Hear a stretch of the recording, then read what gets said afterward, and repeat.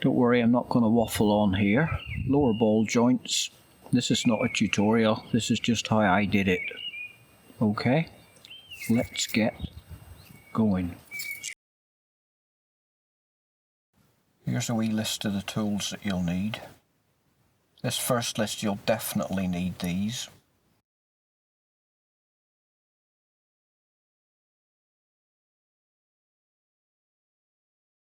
Depending whether the gods are smiling on you or not, you'll probably need some or all of these ones as well.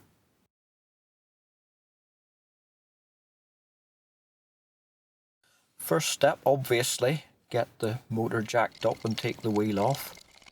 You need to jack it under one of the chassis rails because the suspension has to be free to dangle, so you can't jack it up under the suspension arms or anything like that. As you can see here, my jacks weren't actually high enough to lift mine off the ground, so I had to use a couple of chopped up rounds of tree trunks.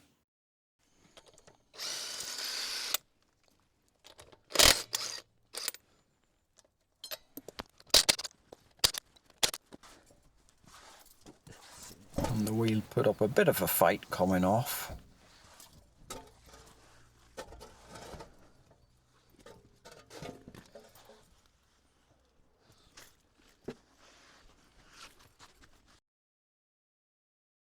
Let's have a look and see what bits we got to disconnect here to get a ball joint out. One castle nut on the LBJ itself, holding it onto the lower control arm. Then 4 bolts in the same place. And 1 castle nut holding it onto the track rod end. I take the track rod end castle nut off first because that lets you swivel the steering hub, so then makes it easier to get at the bolts on the ball joint, but either of the castle nuts really. Next challenge. As you can see here, I made a futile attempt to persuade what was left of the split pin to come out. You don't know how lucky you are if you live in a dry climate. These things are the spawn of Satan.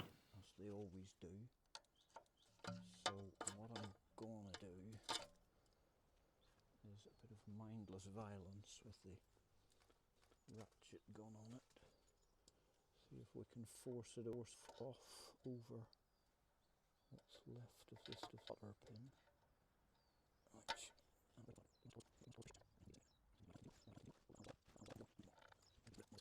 But I like to have a bit of a go at getting them out anyway. Just to say I tried.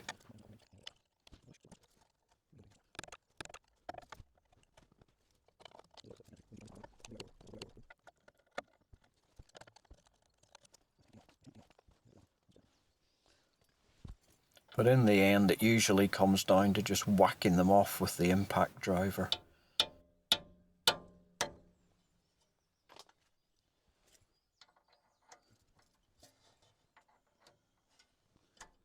Right. Here goes nothing.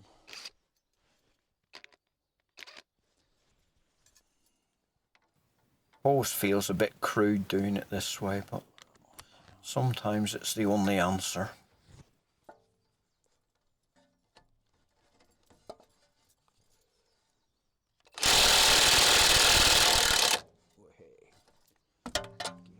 They usually come off pretty easy with the impact driver because there's just basically rusty crumbs left of the split pin.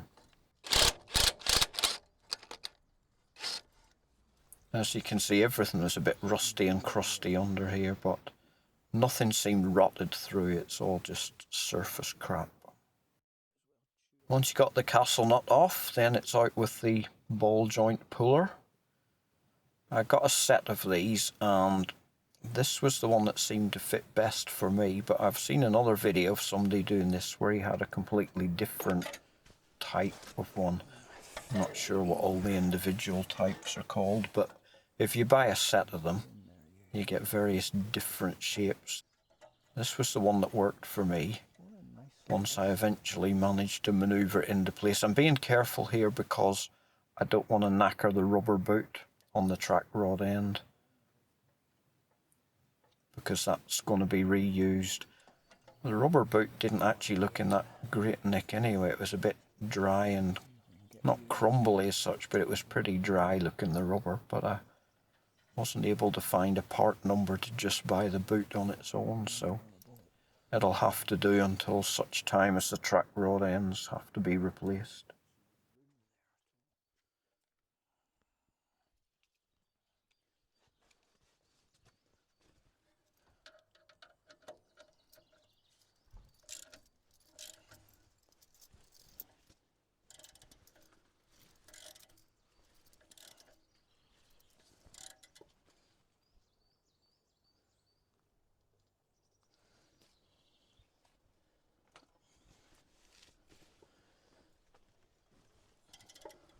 I do.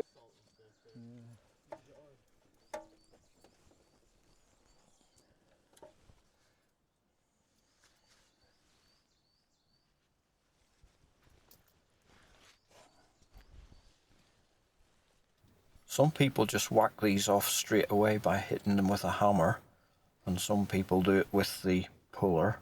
I find that a bit of a combo of both belt and braces works, so put a fair bit of tension on it with the puller, and then a couple of taps with a hammer will usually cause it to spring free.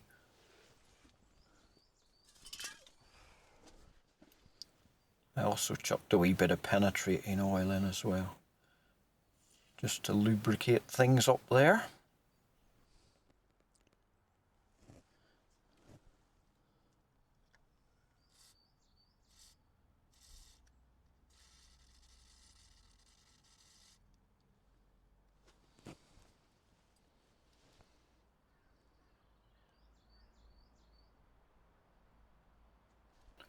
I was a bit worried about heaving too hard on my ratchet here because the car was a bit precariously balanced. Up again. Where's the number? Couple of taps with a hammer once it's got tension on it.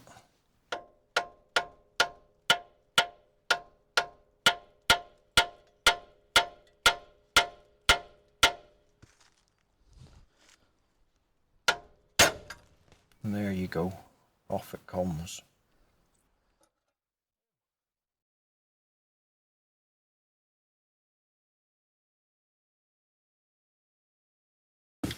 Next up I did the castle nut on the lower control arm, lower ball joint. Yeah. So just check we're focused as well.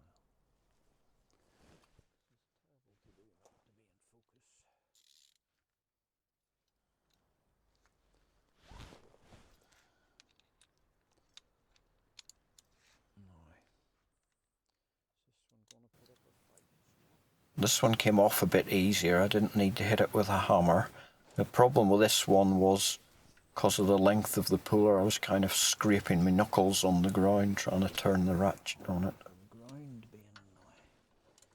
It also didn't help that I put the wrong size socket on it first, so it kept dropping off every time I relaxed my grip slightly. Keep me paws a bit clean. But once I got the right socket size and a pair of gloves to protect my delicate hands, I was able to knock this one off quite easily.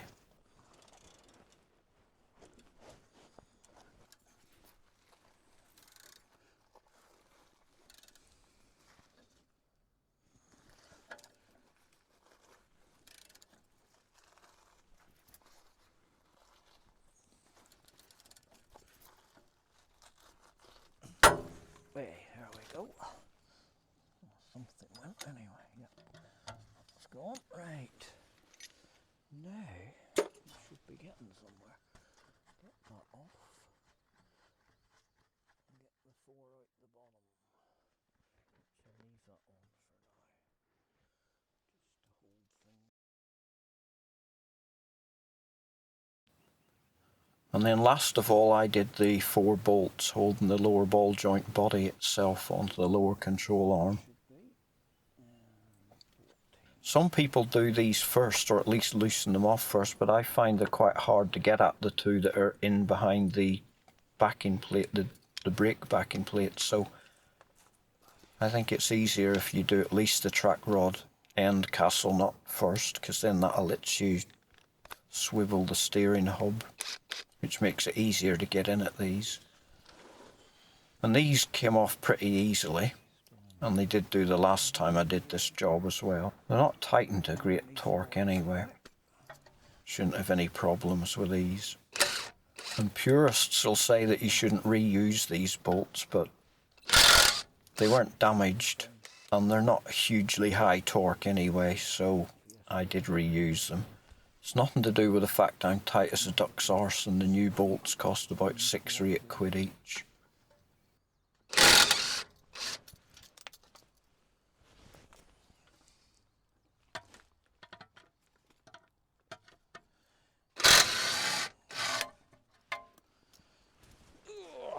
Right, now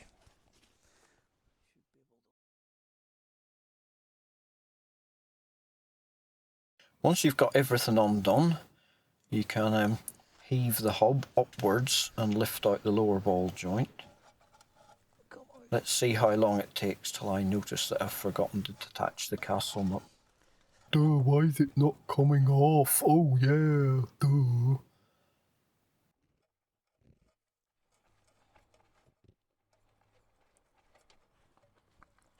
And away, there you go.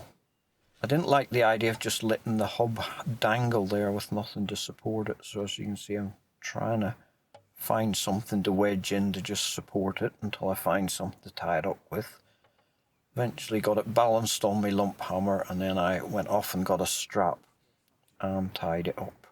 But before that, just testing the old lower ball joint for free play. You're allowed up to 0.5 millimeter before you're supposed to replace them, and I couldn't actually feel any free play at all on this one, or the other one for that matter, but seeing as it's so catastrophic if they do fail, it's probably best just to do them anyway. They're good for another 100,000 miles, so it's not like something you have to do every couple of months, is it? right. So I just strapped the hub up to the suspension arm just to stop it from dangling. Well, here's the old and new side by side. Grotty grotty and shiny shiny. Then it's time to put everything back together again. And refitting, as they say, is just the reverse of removal. You can see here I've wire brushed off the area where the lower ball joint bolts in, and I've also given it a wee lick of Vactan. I'm going to do the whole of that area, give it a good cleaning down and Vactaning, but just for now I wanted to get this job done before the rain came in again, so I've just treated that one area. Note the clever use of the thighs to lift the hub out of the way while I put the ball joint in.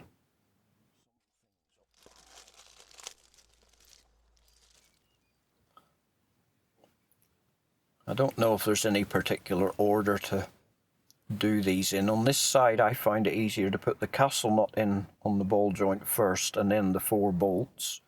On the other side I just couldn't get the bolts to line up with the castle nut in, so what I ended up doing was putting the 4 bolts in first and then dropping the castle nut through the hole in the lower control arm there. It doesn't really matter, I don't think, what order you do it in as long as it goes in.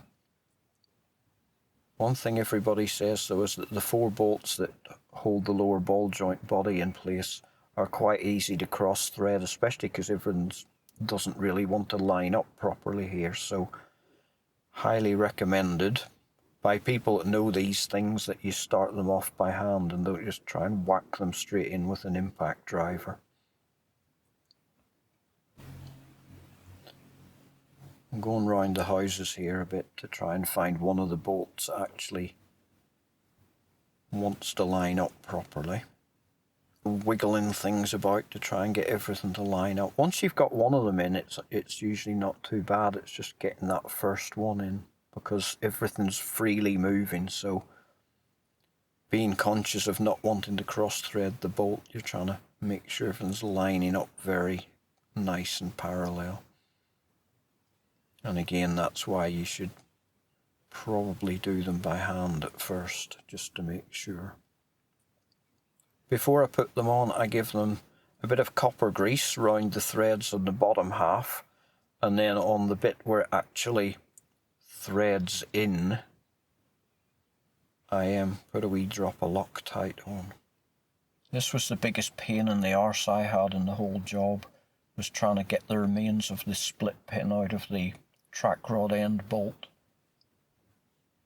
It was completely just a solid mass of rust inside, so I tried poking it out and knocking it through with a punch, etc, etc.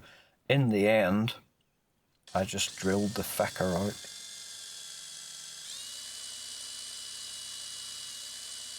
Ironically enough, the two split pins on the two castle nuts on the other side, I managed to get them out without a huge amount of trouble, but the ones on this side were just completely solid.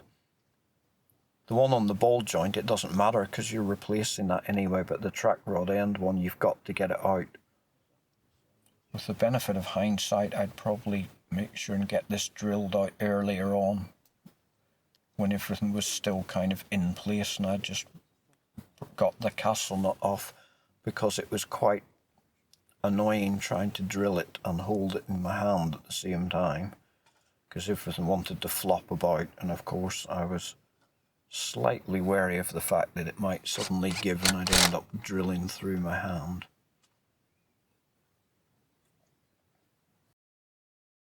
Once everything's back in place and tightened up, it's out with a torque wrench and get everything torqued up to spec. And the torque values as follows. The track rod end castle nut is 90 Newton meters. Yes, I know. Don't tell anybody though.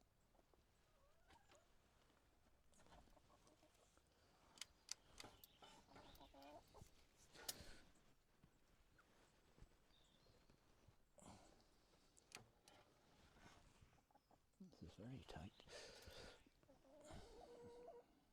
Back on our 90s.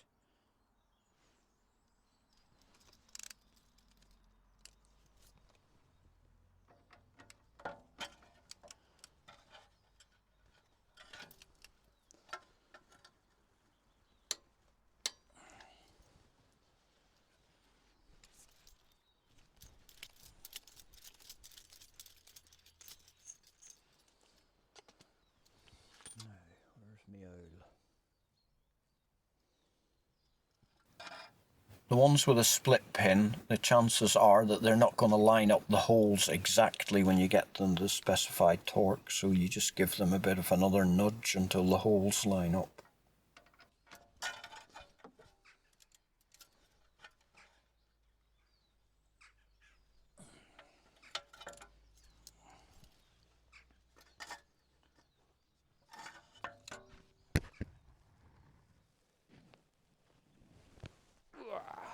The lower control arm castle nut is 140 Newton meters.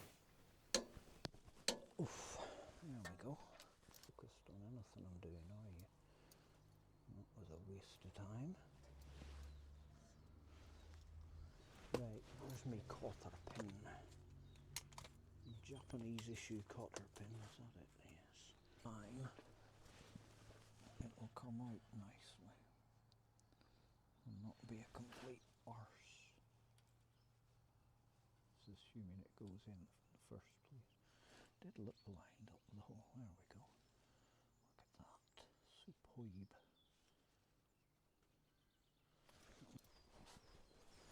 Bend you do. I thought that just snapped off. That would have been hilarious.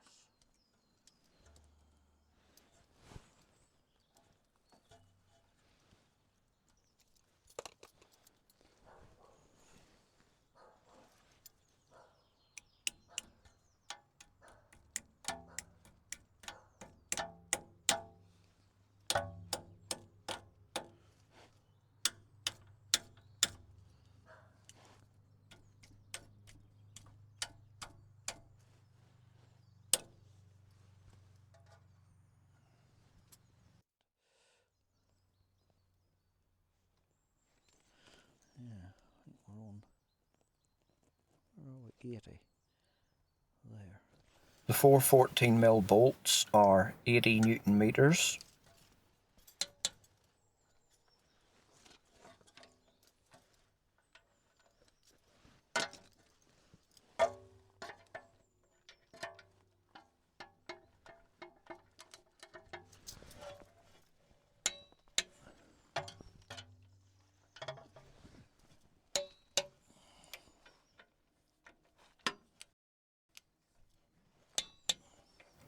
I'd love to show you the entire reassembly procedure, but my camera died on me at this point, and amazingly it died on me at the same point when I recorded myself doing the other side. So what you could do is just play the beginning of the video backwards, and then it'll look like I'm putting everything back together again. In fact, let's do that. It'd be fun, won't it?